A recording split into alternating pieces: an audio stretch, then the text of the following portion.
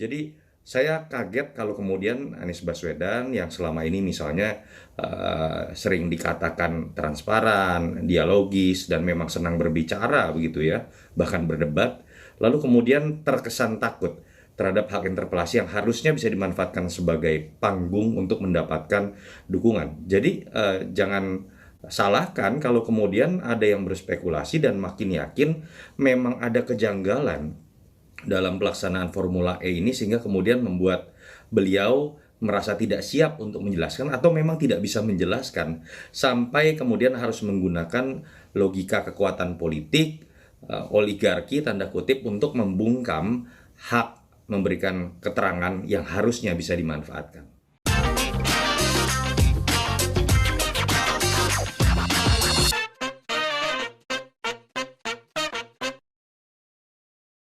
Beberapa hari lalu kita semua dikasih tontonan yang buat saya itu memuakkan, menjijikkan, dan maaf, saya pengen muntah melihatnya. Dengan bangganya, beberapa ketua fraksi di DPRD DKI Jakarta berfoto-foto sesudah makan malam dengan Gubernur DKI Anies Baswedan. Mereka seperti menantang agenda interpelasi dari PSI dan PDI Perjuangan yang sudah memenuhi syarat untuk melakukan pemanggilan terhadap kasus Formula E.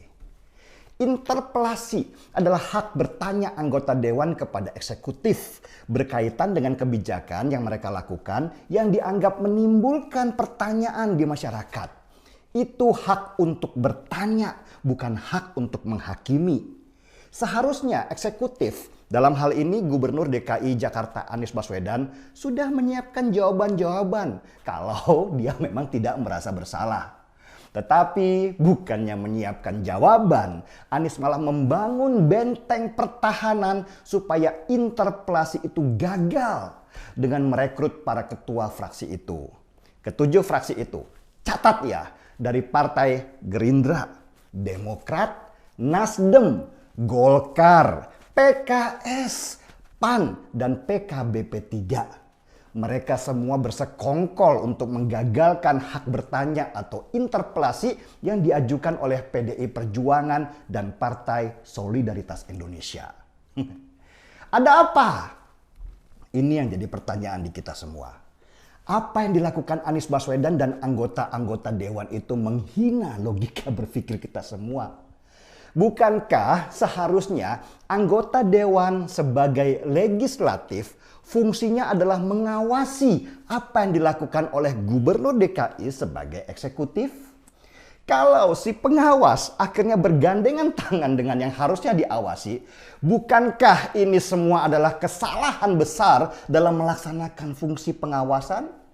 Maaf ya, ini ibarat maling yang bekerja sama dengan satpam untuk melakukan sebuah kejahatan besar. Nggak ada yang mengawasi, semua sepakat dengan satu tujuan.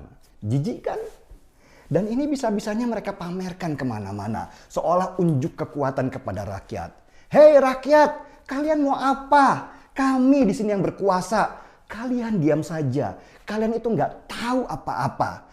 Kalian baru kami perlukan nanti waktu pemilihan. Dan kalian itu bukan Tuhan kami. Kamilah sebenarnya Tuhan kalian. Kalian itu objek saja supaya kami bisa terus berkuasa. Begitu kira-kira pesan mereka yang makan malam sambil mengunyah lobster yang besar-besar itu. Mereka kenyang semua. Sedangkan di luar, orang-orang yang memilih mereka banyak yang kelaparan. Anies pasti nggak mampu memberikan jawaban waktu ditanya, kenapa Formula E di Jakarta itu terus dipaksakan di masa pandemi ini.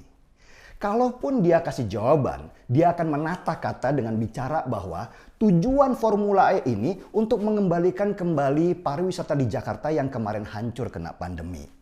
Formula E akan mendatangkan puluhan ribu orang dari seluruh negeri. Hotel-hotel akan kembali penuh dan ekonomi akan baik kembali. Saya seperti hafal apa nanti yang akan dia jawab. Tetapi pertanyaannya, benarkah? Apa malah bukan sebaliknya? Apalagi sampai sekarang belum ada kepastian di mana Formula E itu mau diselenggarakan di Jakarta.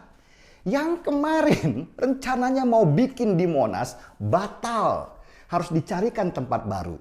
Lah, Kalau belum tahu tempat pastinya, bagaimana dengan studi kelayakannya?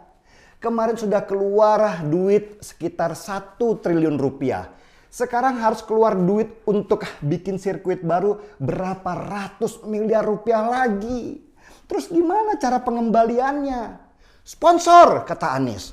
Sponsor mana? Apa sudah ada yang komitmen kalau mereka mau ikut biayai Formula E? Kalau pengembalian cuma dari penjualan tiket saja, apa bisa kembalikan dana dari APBD yang nilainya triliunan rupiah itu? Ini tentu nggak bisa dijawab sama Anies. Karena pasti dia akan dikerja terus dengan pertanyaan-pertanyaan menusuk oleh PDI Perjuangan dan PSI. Apalagi kalau interpelasi itu disiarkan secara terbuka, live di YouTube misalnya. Dia pasti makin grogi karena jutaan rakyat sedang menontonnya. Anies Baswedan lagi cari panggung untuk menaikkan suaranya supaya orang mau memilih dia jadi calon presiden nantinya. Tapi kalau dia tidak mampu menari di acara interpelasi, dia bisa kepleset dan bisa jadi bulian se-Indonesia Raya. Bukannya dapat poin tambahan, bisa-bisa hasil surveinya jatuh di bawah Agus Yudhoyono yang sudah siap-siap dengan karpet birunya. Oke, saya mau kasih tahu ya.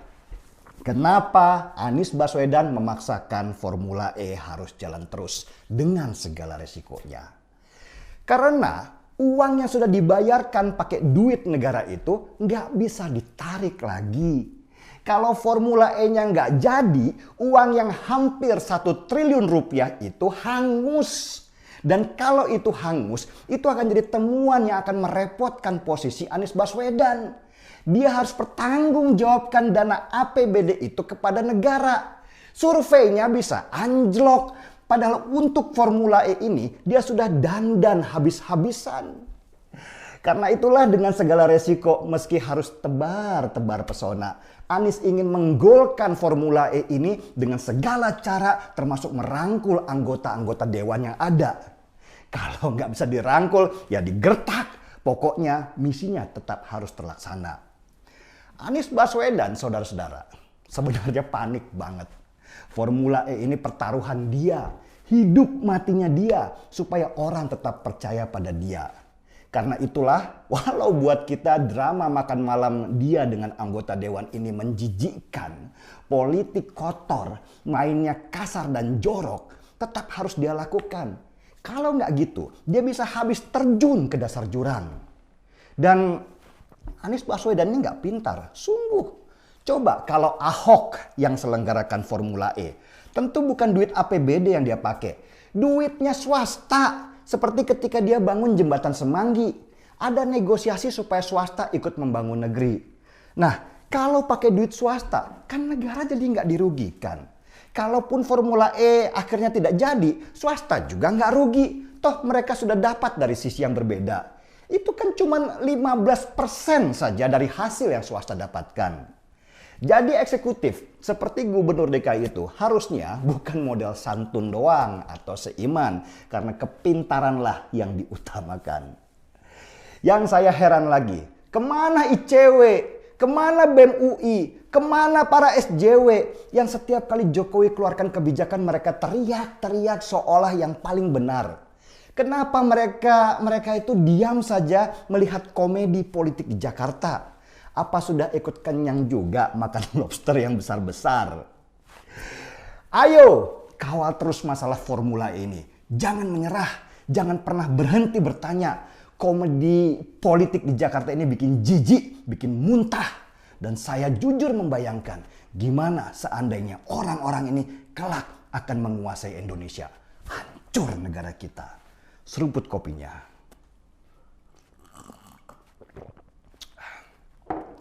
Markiwal, mari kita kawal mereka. Saya Denny Sregar, kita di acara Time.